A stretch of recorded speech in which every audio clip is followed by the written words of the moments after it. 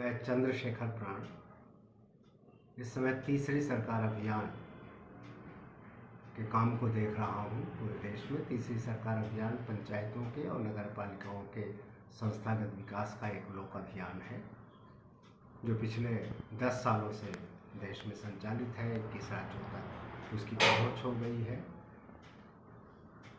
इससे पहले मैं भारत सरकार में नेहरू युवा केंद्र संगठन में राष्ट्रीय स्तर पर निदेशक के रूप में काम कर रहा था। उसके बाद BRS लेकर वॉलंटरी स्वैच्छिक सेवानिवृत्ति लेने के बाद इस काम में लगा। इस समय सेल्फ गवर्नमेंट, जिसको संविधान ने कहा है, लोगों की खुद की अपनी सरकार, अर्थात जिसको मैं तीसरी सरकार कहता हूँ, पंचायत और नगर पालिका, इन दोनों को लेकर के काम कर रहे हैं। और चूँकि वो सीधे ज़मीन से जुड़ा हुआ विषय है, ज़मीनी स्तर की जो डेमोक्रेसी है, जो लोकतंत्र है, उस लोकतंत्र को आगे ले जाने का प्रयास है। भारत के संविधान ने बाकायदा उसको एक सरकार का दर्जा दिया है 73वें और 74वें संविधान संशोधन के बाद।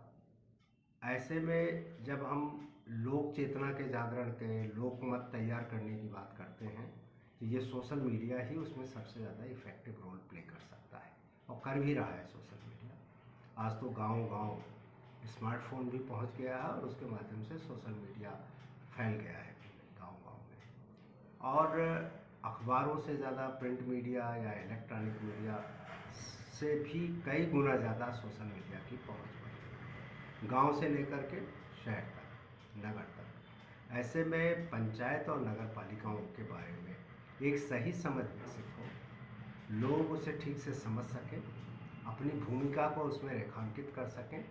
और जब संविधान कहता है ये सेल्फ गवर्नमेंट है, अर्थात लोग जहां खुद सरकार हैं, तो ऐसे में वो सही रूप से प्रभावी हो सके, इसमें मीडिया की बड़ी महत्वपूर्ण भूमिका होगी, विशेष करके सोशल मीडिया की। और ये जो मीडिया डिक्शनरी है, निश्चित रूप से ये उसमें एक महत्वपूर्ण भूमिका अदा कर सकती है। मैं ऐसी अपेक्षा भी करता हूँ और अपनी शुभकामनाएं भी देता हूँ कि इस दिशा में आगे बढ़ सके। मीडिया डिक्शनरी अपने आप में एक नया प्रयास है, नई पहल है। आज की तारीख में जब सोशल मीडिया पूरी दुनिया में एक लोक माध्यम के रूप में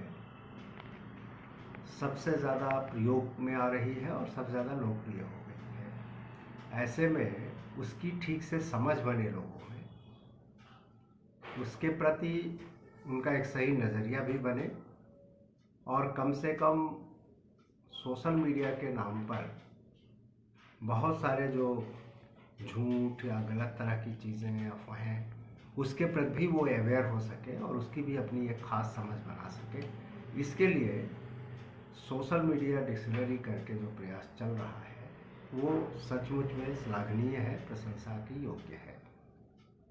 अंकित तिवारी जी और प्रोफेसर भावना पाठक जी, इन लोगों ने मिलकर जो ये प्रयास शुरू किया है, मेरी तरफ से बहुत सारी शुभकामनाएं हैं उनके लिए कि वो निरंतर इसे एक नई धार दें और आगे बढ़ते रहें, इस सफलता के मार्ग पर चलें और कुछ नई उपलब्धियां और नए जिसको कहते हैं सिग्निफिकेंट, जो देखा जा सके, समझा जा सके, इतिहास में दर्ज हो सके, ऐसे कुछ कार्य संपादित कर सकें।